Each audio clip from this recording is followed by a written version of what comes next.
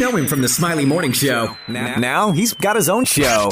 Radio Theology is on ZPL. Here's Pub Pastor Daron. Thanksgiving's going to be difficult for Ryan because he can't eat anything. It's the Thanksgiving week edition of Radio Theology, your weekly dose of faith, hope, love, and music. Pastor Daron here with Ryan and Lisa. Ryan, man, oh man. Yeah. I mean, would you say it's a time of prayer is necessary? I think Not so. only have you defeated cancer. Yeah, skin cancer. Hallelujah. Yeah. Oh, praise God. Thanks, Cancer guys. survivor. We Thanks. don't say that lightly. No. But we do. For my case, yes. Now, this week, breaking news, diagnosed with you are allergic to all of the things. Just all the things, like 17 different things in the environment that I had no idea about. How do you get to your mid-30s and have no idea that you're allergic to stuff? Well, I asked my doctor, I was like, hey, because more and more of like my family's income is coming from my voice now, and I'm like, okay, I need an ENT to Lisa, to keep me he's checked going to out. have to get a, Come on, guys. Is he He's going to insure his vocal cords. Yeah. That's actually a plan, by the way. That's actually a plan. But anyway, $10 million! So I'm like, I need an ENT to take care of me. I understand, okay. And All right. he's like, all right, so tell me what's going on. I was like, well, normally I get some kind of like bad sinus infections around like the, summertime and fall. And he's like, have you ever been tested for allergies? I was like, oh, no, I don't have allergies. He's like, well, let's get you scheduled. So I go in last week and it comes back. It's like, well, you're off the charts for pretty much everything.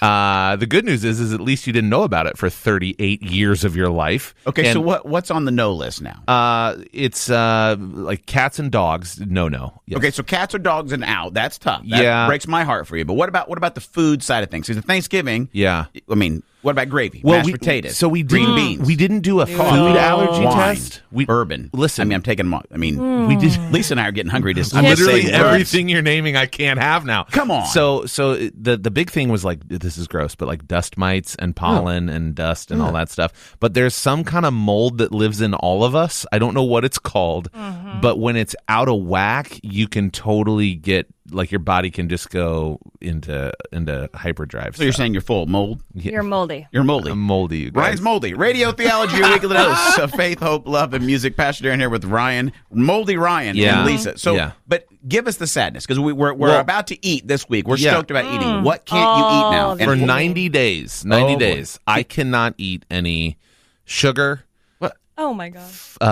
Coffee, alcohol, processed meats. I can't any fruit.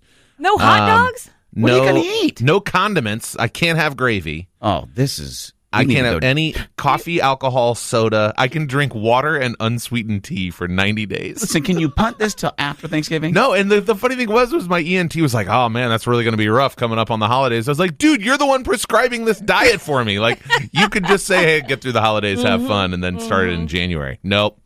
Doing it, I think it's like February 17th is my last day. If he takes all that off the list, Lisa, in 90 days, Ryan's going to weigh about $105. Yeah. I know he's going to disappear. Yeah, I'll be what I weighed in like 5th grade.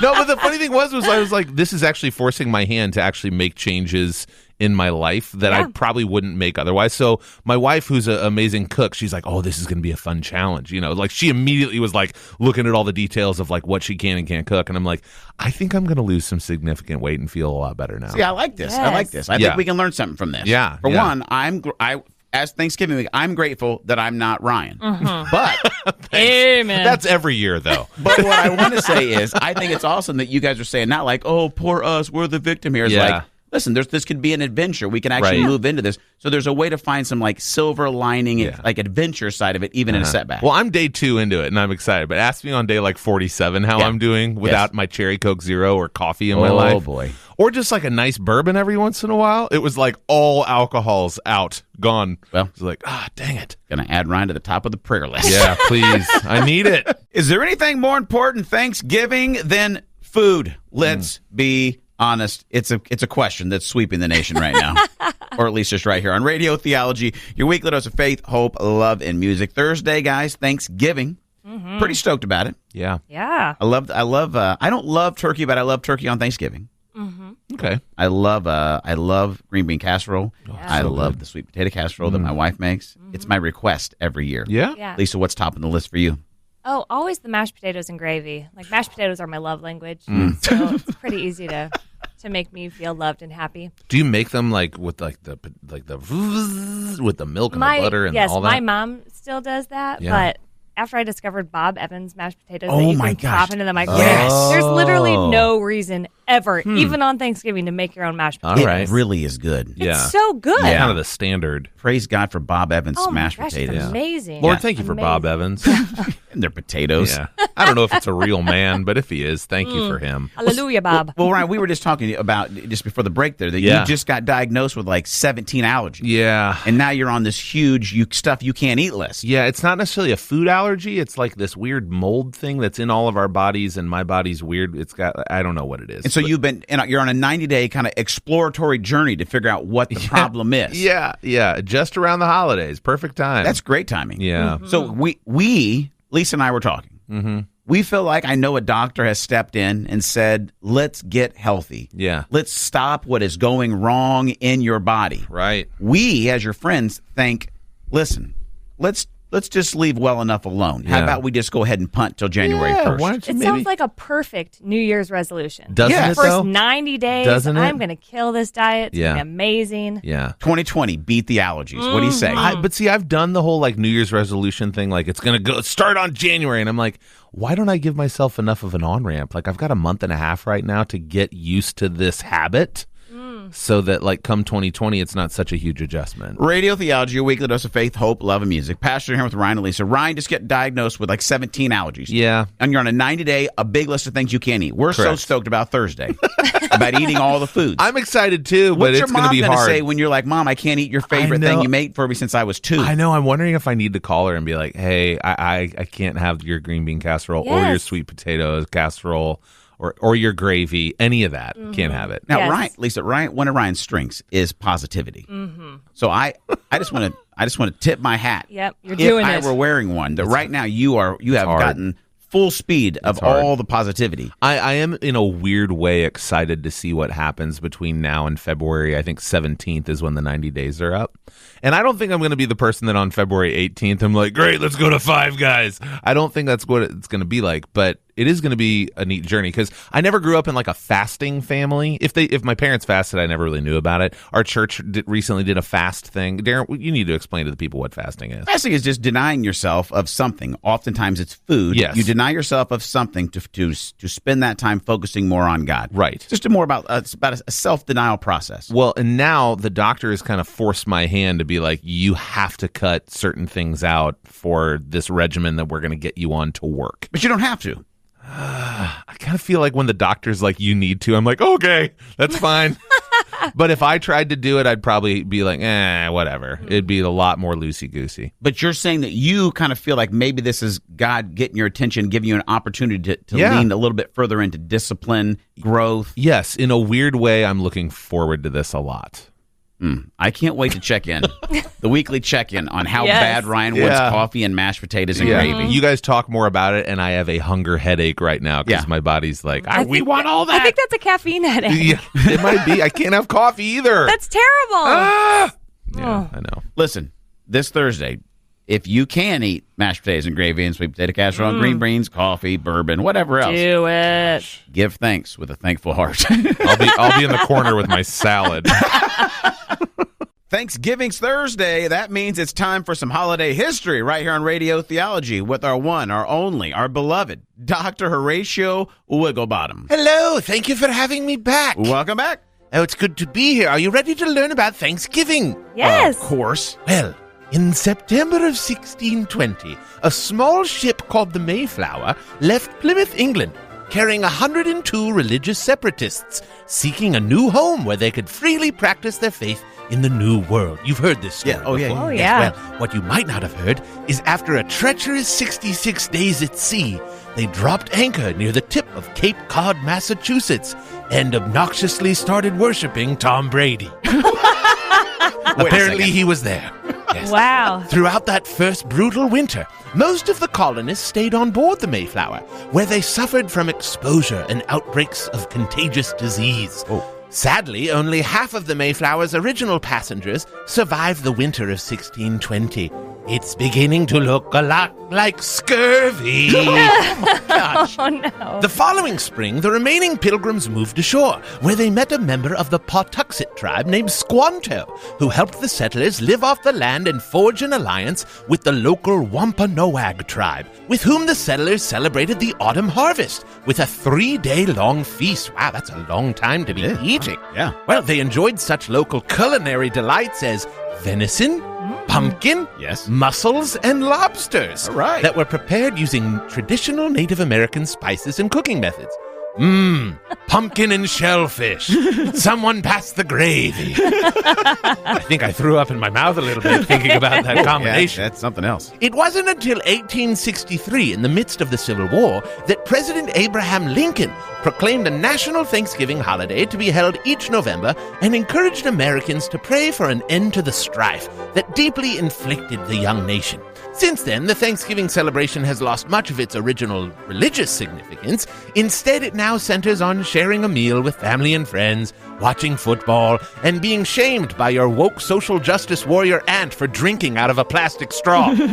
Oh, sorry, I'm apparently an intolerant fascist, Aunt Donna.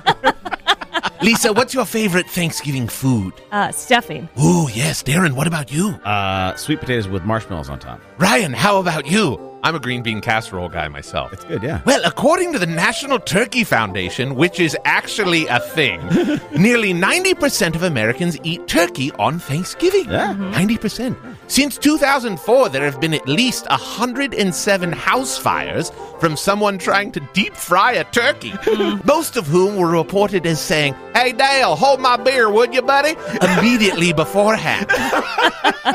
Have you heard about the president pardoning a turkey? I have heard about Yes, this, yeah. Well, this intriguing tradition dates back officially to George H.W. Bush's presidency in 1989, when animal rights activists picketed the White House and vehemently demanded the release of the bird, because of course they did. This week, President Trump is expected to grant pardons to not one but 2 turkeys, tweet about how awesome he is at pardoning birds, and blame Obama for how cold it is outside. Before I go, would you like to hear some jokes about Thanksgiving that I came up with? You know it. Oh, Yep. wonderful. What is a turkey's favorite dessert? No idea. Peach gobbler. Gosh. That's Did you fair. know that there were cats brought over on the Mayflower? Didn't know that. Yeah, they were called Puritans. Nice. They're getting better. I got that one off the internet. I bet you did. Lastly, what does Miley Cyrus eat for Thanksgiving? I wish I knew. Could you tell me? Twerky! Turkey. Oh, my This has God. been our Thanksgiving edition of Holiday History with me, Professor Horatio Wigglebottom, only on Radio Theology. We've talked about what food we must have at Thanksgiving. What are some other traditions that have to happen in your family's home for it to be, quote unquote, Thanksgiving? Hey, it's Radio Theology here, your weekly dose of faith, hope, love, and music. Pastor Daron here with Ryan and Lisa. And guys, you know what? Here's the deal. Here's one of my traditions for Thanksgiving. Okay. I love watching the Macy's Thanksgiving Day Parade. Oh, yeah. Okay. My boys Classic. don't love it. And I struggle to not make them watch it and be like, you will watch and have fun. Yeah. Here comes Snoopy, the balloon. Yeah. Yeah. Lisa, what about you? Tradition? Tradition, I have a Thanksgiving birthday, so we're celebrating our birthdays every Thanksgiving. Me and my sister have the same birthday. Oh, wow. So fun. So, yeah, we are, every Thanksgiving is basically just a huge old party for us. You know what happens to me every family dinner? I become the designated prayer. Oh, for Because you're the sure. pastor. Because I'm the pastor. Yeah. And what happened was my dad was a designated prayer. Right, also a pastor. Also a pastor, right? And then, but once I got old enough to be like responsible enough to take over the prayer, Yeah. it's like every time we get around, the family's there, and it's like, okay, well, let's pray before we eat. And then everybody just like looks at me as if like, you're the official one. Yeah. This time I'm going to Yeah. throw a curveball at him. I'm just going to give him the Talladega Nights prayer. Dear Lord, baby Jesus, or as our brothers to the south call you, Jesus, we thank you so much for this bountiful harvest of Domino's, KFC, and the always delicious Taco Bell. Radio Theology, a weekly dose of faith, hope, love, and music. Pastor here with Ryan and Lisa. I don't know if I'll give them the Talladega Nights prayer, but here's the thing I do every Thanksgiving. I make everybody at Thanksgiving Day dinner, right? Everybody's got to go around the table and say what they're thankful for. Yeah, we do Oh. that in our family, too. Yeah. You do? Yeah. Sorry. My father-in-law, we love him. But every year he pulls out his Thanksgiving folder. There's a Wait, folder? There's What? a folder. It's orange. obviously. Okay. And yeah, so he has all of these. Like, you remember email forwards when those were a thing? Yeah. Okay, so he pulled and printed an email forward of, if you have food tonight, you're 97% more wealthy than 85% of the people or whatever in the world, you know, and runs through all of these stats. Basically, he reads an email forward every Thanksgiving dinner before he prays. It's the same one? The same one. Well, there's got to be new stats. There might be. Maybe that's what I can get him for Christmas. According to Ask Jeeves in 1993. You know what? Wow. That is interesting. But I Yes. will say this: at least he's doing something to give thanks. Yeah. Exactly. Because here's my thought: if you don't actually give thanks on Thanksgiving, it's not Thanksgiving. It's just dinner on Thursday. Oh. You know what I'm saying? Yeah. Like we have dinner every Thursday. Right. Mm-hmm. But if it's going to be Thanksgiving, somebody's got to set it apart. And I'm saying you actually need to give thanks, actually say what you're thankful for. Because here's the thing: I'll go deep into the pool here. Do it. I actually think that gratitude is the key element that restores and actually preserves wholeness and health for our souls. You got to say that again. Wow. All right, go. Just take that one more time. Gratitude is the key element, I believe, that restores and preserves the health and wholeness of our soul. Why do you think that? Because without gratitude is like salt for your soul. Like it preserves. That's the word I'm looking for. Because without gratitude, life can become a huge comparison. You can get focused on all the pain, the struggle, all of those things in your life. And if you're not finding an area to actually sow gratitude into your life, you can be overcome by all the negative, all the pain, all the things that we all go through. So I want to encourage you to take some time this Thanksgiving and actually give thanks, whether it's the same email forward you've read for 60 years, or it's just going around and saying at least something you're thankful for, because gratitude is something that your soul needs, something that your family might need, and what a better way to do it than this Thursday on Thanksgiving. Are you hosting Thanksgiving? Are you currently freaked out by the pressure that's going to be on you to be the hostess with the mostest? If you do, if you feel it, if right now you just got anxious by me saying that, we've got a deal for you. Radio Theology, a weekly dose of faith, hope, love, and music. Pastor Daron here with Ryan and Lisa, and it is time for Lisa's Pieces.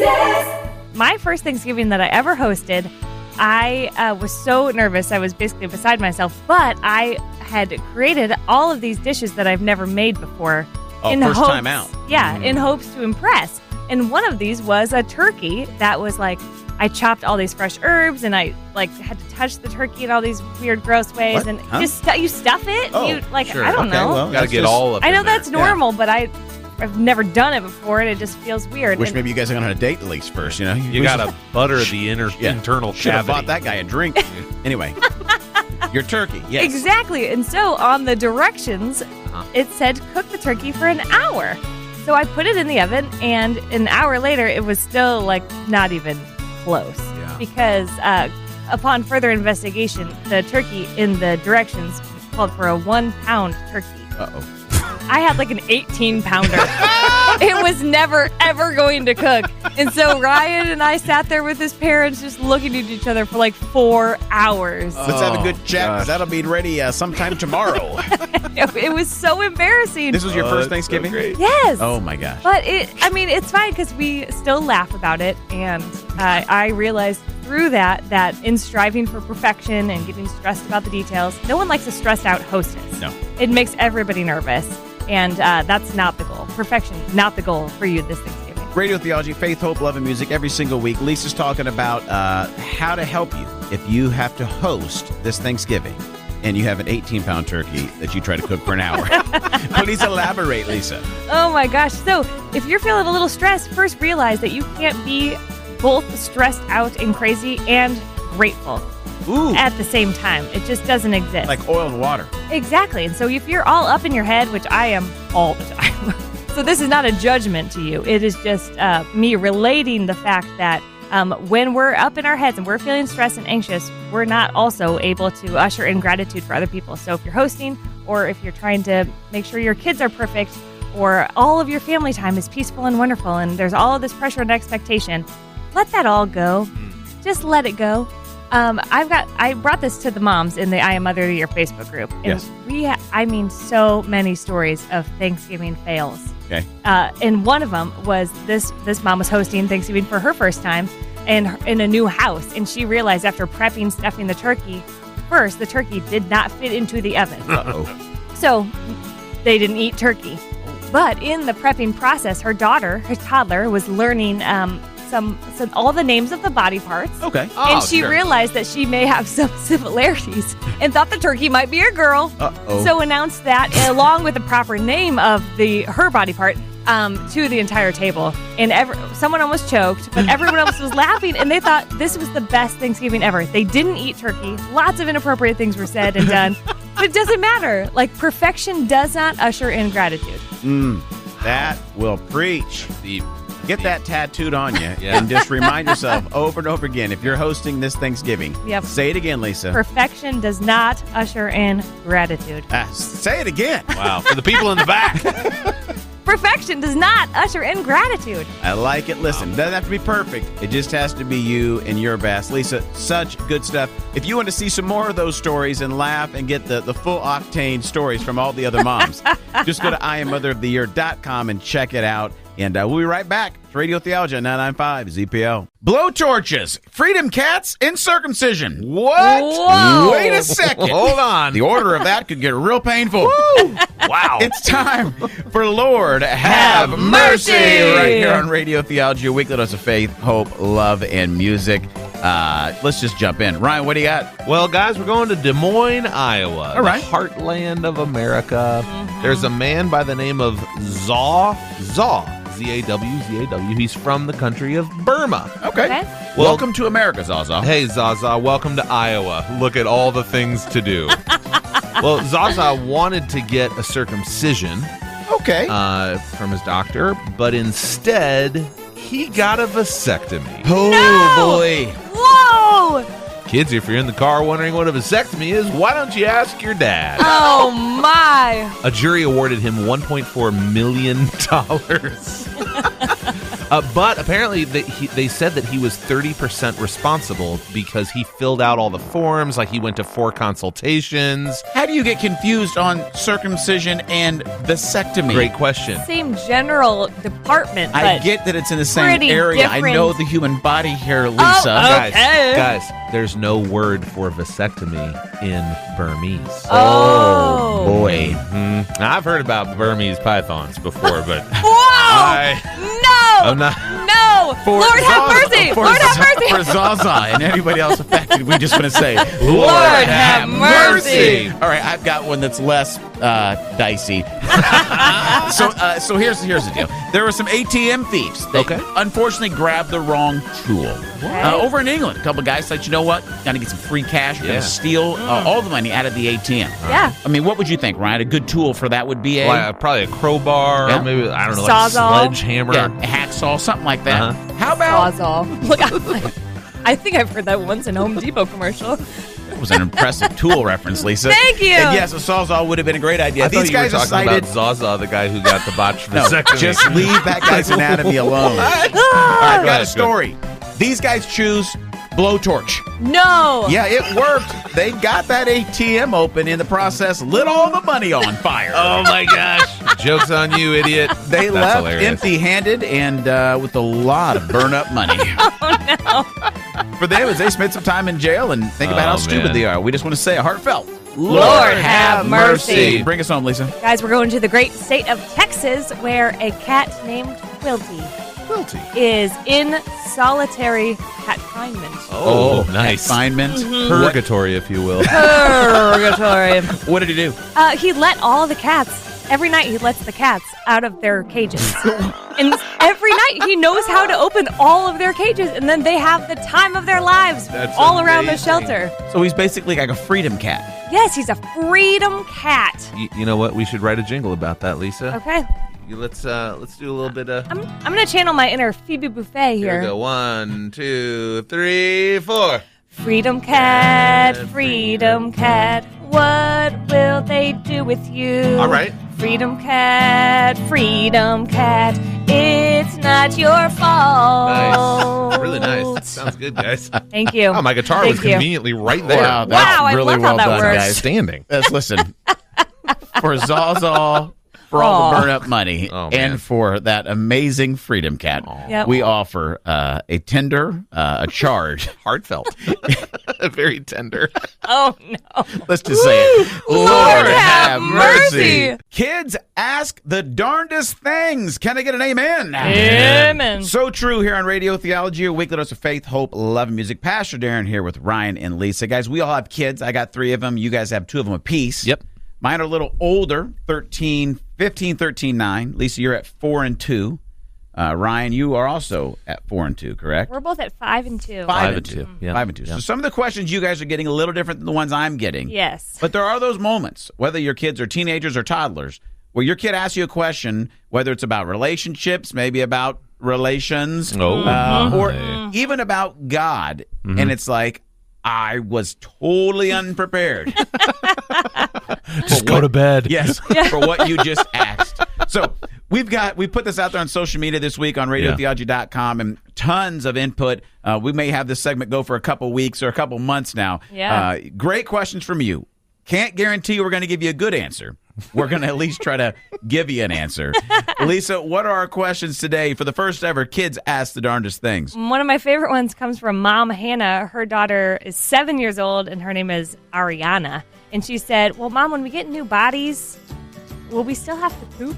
New bodies like heaven? Yeah, like having new bodies in heaven. Heavenly new bodies. Uh-huh. Do we have to poop? Do we still have to poop? How do you excrete waste in heaven? That's a great question. Let's turn to the book of Revelation. So to be fair, we have not prepped this. I didn't do a bunch of theological study on these questions. Okay. We're just having a live conversation about these questions. Okay. We're doing this so you can see that, you know what, you can stumble your way through it too with your kid. Here would be my first guess. My first guess would be yes. Oh. Wow, really? You're pro heaven poop. Okay. Here's what I would say.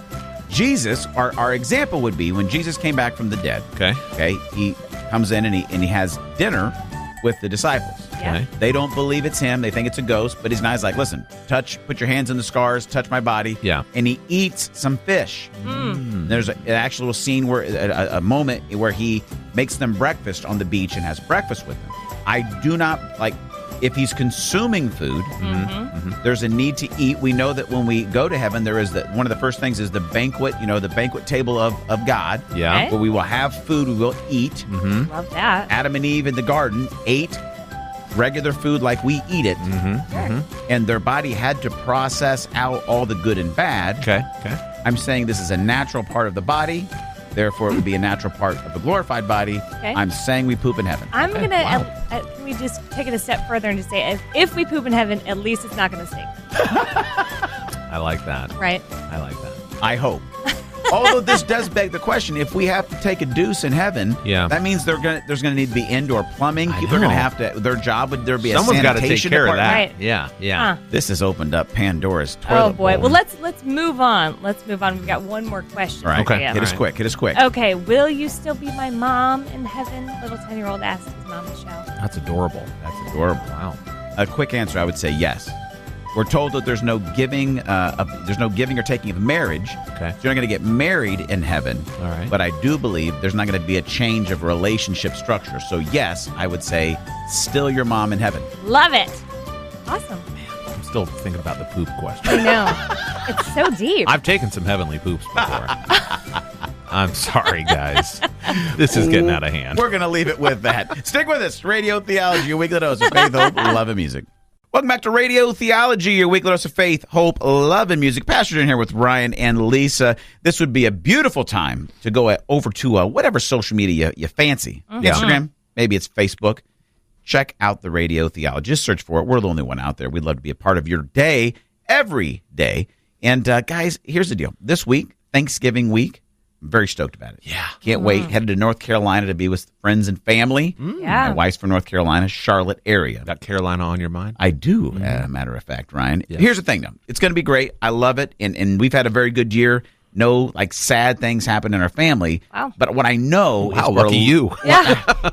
Wow. Way to brag about it. we're the early ones. We're perfect. No, I'm not saying there's not been some Sure. things. No. Sure. That's all I'm good. just saying this year when we gather, everyone is going to be at the table that was at the table last year. Okay. Yes. What I'm saying is some people listen this morning and they're kind of dreading Yeah.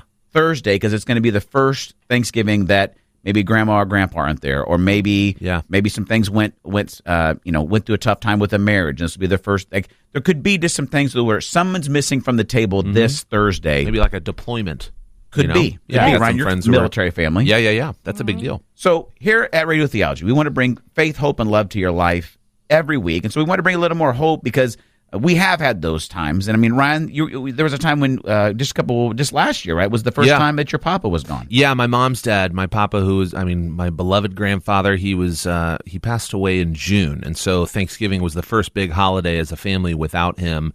And I thought it was this beautiful, poignant thing that my mom did where she left a chair and a table setting and a picture of Papa where he normally sat at the end of the table. And now she told us that was happening before we got there. Had she not, we probably would have all lost it. Sure. I think she's going to do it again this year, too. It's just a beautiful way to remember and to heal. Radio Theology, a weekly dose of faith, hope, love, and music. Pastor here with Ryan and Lisa. And Ryan, I mean, do you feel like it did help you guys through the emotion of the week, of the season? I do, because there was a visual, symbolic reminder of his absence as opposed to just kind of the elephant in the room that no one talks about. Yeah. Like, Papa's gone, but what do we do? Do we talk about it? Do we not talk about it? Do we just bury it, sweep it under the rug? Don't do it. This was an opportunity for us to honor his memory and legacy in a very special way. Because I think there's healing in celebrating the life that you had, the memories you had with him. I mean, just hiding it or burying it, that doesn't seem to help, Lisa. Oh, it's never helped me, I can tell you that. As someone whose emotions live really close to the surface. Yeah. I remember the first Thanksgiving that my grandma passed away, because she passed away in mid-November. Okay. And so it was like 2 or 3 weeks later that we gathered together, and we all just had to just cry and cry and cry. Like, my mom's mashing the potato. Just like, we're all just weeping. But it helped to name it instead of just pretend like we're all getting together and everything's fine. Right. Because there was this huge hole in our family. So don't fake it till you make it here. Embrace the emotion, celebrate the life. Now, if I'm probably going to say if maybe you unfortunately went through a divorce or something, you're not going to have like a space for your ex-husband at the table with a picture of him. That's just weird. Just a knife. I'm not making light of that. I'm just saying, I'm guessing. But here's the deal. Here's what we want you to remind you of is that celebrate that life. Don't hide from it. And then on the spiritual side of things is, listen, we say it every week here on the show, God is near you, not far away from you. And if your family is going to be facing head on into some tough emotions, into loss this week for Thanksgiving, know that God is with you. His heart is with you. His compassion is with you. The Bible promises us actually that God is the God of all comfort and compassion. And we'll pray that that's what you experience this Thursday as you gather with your friends and family from us to you here at Radio Theology. Could you change someone's life with a simple invitation? That's a good question. Well, that's why I said it, right? Wow. Good job. It's Radio Theology, your weekly dose of faith, hope, love, and music with Pastor Daron, Ryan, and Lisa. And guys, we're getting ready to gather with friends and family, maybe just family, Thanksgiving this Thursday. And here's what I want us to think about. Is there someone in your life that does not have a table to gather around on Thursday? I'm not saying like they're homeless or something, Right. but I'm saying maybe they're single. Maybe they're just in a place where maybe they're new to town. And they're not looking forward to Thursday because they know they won't have anybody to gather with. And what could it mean for you to add an extra chair to the table this Thanksgiving and say, you know what? There's room at the table for you. We're inviting you to Thanksgiving. I like that. I like it too. It makes me a little nervous because I don't like mixing my people, Yeah. Okay. I got and you. so I feel like, I could do that. But I'm like, okay, then you need to talk to her because you might have something in common with it. And then I try to micromanage the situation. That's just me. I understand the power of the invitation, Yes. but I don't think it's probably worth stressing out about. No. Probably worth it. Well, and I would say if we believe that God's with you, he's for you, not against you, right? And he's a part of your life. And I believe that God does lead us and bring people into our life for us to love them in different ways. And maybe you've had somebody that you keep bumping into them. You've had conversations multiple times, but like you're like, why do they keep coming to my mind? God might be like nudging you to say, hey, maybe they need a little extra love. Maybe you need to invite them in. Right. I'm not saying that we all need to just go down through our, contact list on our phone and be like, okay, I guess I have to invite somebody because they said so on the radio. Thursday at 2. Come on by. Radio Theology, your weekly dose of faith, hope, love, and music. Pastor Daron here with Ryan and Lisa. And I don't know, can you guys think of a time that you were invited into something that just the power of that was something that changed your life or filled you up with a lot more love? Lisa, you go while I'm thinking, because I've got some, but The only story I could think of is yours. When you were on tour with Straight No Chaser and Delilah, the radio goddess, invited your whole group into her home. Yeah, she was so hospitable and kind and generous and warm. And she's adopted, I think, this is no joke, I think close to maybe 8 or 9, 10 children. Yeah. So her place was packed. And it was this beautiful picture of diversity too, because she's adopted a lot of kids from all over the world, and it's just incredible to see like that little picture of God's kingdom in someone's home played out, and it was so touching. It was like you are part of the family. There's a part of that we've lost in our cultures. I know in Bible times the idea was that they would, and it's even there's a Bible scripture about entertaining or welcoming in the stranger, because sometimes you may be actually entertaining angels and you didn't even know it. Right? Yeah. I can't remember what the address of that passage is. Trust me, I'll look I'm a it real up. pastor. I think Bible. I think it's Hebrews something or Okay, other. Ryan, Yeah, you look I'll it find up. it. But I think in our culture now, it's like we used to hang out in the front porch with people. Right now, we're back deck. We've got the fences. It's like my space. We're not going to be together. Yeah. And I think we have an epidemic of loneliness in our culture. Yeah. And what might it look like just to say, you know what, maybe it's going to be a little, awkward. This person's not usually around, but could it really change someone's life to invite them in to be a part of a growing community? I think it could, as long as you have enough mashed potatoes. Because That's right. Don't run out of food. I don't want some stranger coming and getting that last scoop of sweet potato casserole. That's where you draw the line, Get away huh? from my taters! You were right. It was do not neglect to show hospitality to strangers, for by doing so, some people have entertained angels without knowing it. Hebrews 13:2. Ooh. There it is. Hebrews I like that. 13:2. That's all you need. The Bible says so. Welcome angels in. Just leave some stuffing for me. That's right. It's the thought of the day with Pastor Daron. Oh man, it's Thanksgiving week and I'm so excited. I can't wait to have a little time off. Can't wait to hang out with my family. I'm going to watch movies with my sons. I'm going to watch football. I'm going to even watch the Macy's Thanksgiving Day Parade. Yes, I like watching parades. Don't judge me. And listen, I'm going to be honest. On Thursday, as we gather around the Thanksgiving feast, I'm going to do it again. I don't care if it's cliche. I'm going to do it again. I don't care if it makes everyone feel uncomfortable around the table. I'm going to do it again. I don't care if someone says the same thing they said last year. I'm going to do it again. Say, okay, Darren? Well, we're curious. What is it that you're going to do again this year at the Thanksgiving Day dinner table? Well, here it is, friend. I'm going to make everyone around the table say what they're thankful for. I do it every year, and I'm not going to stop because, listen, gratitude is essential to the quality of our lives. And if you feel like maybe something's missing, maybe some of the hope, some of the joy, some of the love that you used to feel in your life is missing, it might be because you're forgetting to give thanks.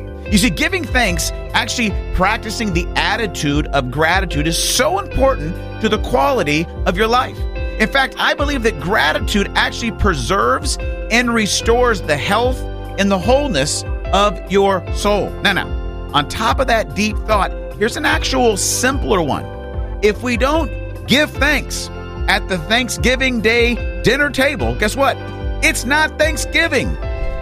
It's just dinner on Thursday. And what do? It's just dinner on Thursday. And guess what? We do dinner on Thursday every Thursday. But this is Thanksgiving. And I'm guessing you're like most of us, right? You need Thanksgiving in your life this year. Because let's be honest, friends, life is hard. Life is not fair. And life can be very disappointing. I mean, there is so much that happens to us and through us from week to week that it actually attempts to steal our joy and damage our souls. And giving thanks and practicing the attitude of gratitude is one of the greatest tools, the greatest gifts God's given us to restore and preserve the health and the wholeness of our hearts, our souls, our minds, and our strength. In fact, if the rhythm of your life doesn't start from and return to a place of basic gratitude, I'm sorry to say it, friend, but nothing will satisfy your soul. And the meaning of your life could be lost. Because listen, gratitude restores and preserves the wholeness of your soul. So stuff the turkey, eat the pie, watch the game or the parade, and enjoy every moment you get with those you love this Thanksgiving. But just make sure you don't miss the opportunity to actually give thanks. In fact, let me start by saying thank you so much for listening to Radio Theology. Thank you for tuning in this morning. Thank you for granting us here at Radio Theology the honor to be a part of your life every Sunday morning. We love you, and we are so thankful for you. This is Pastor Daron Earlywine. That's been your Thanksgiving Day edition, Thought of the Day, right here on Radio Theology. Should you trust your sports balls picks this week to a guy that sang a cappella for a living? Easy. Welcome back to Radio Theology, your weekly dose of faith, hope, love, and music. Back by popular demand, it's time for Sports Balls with Ryan. Sports balls, sports balls, sports balls, sports balls. If you're going to the match, here's what you need to know about sports balls.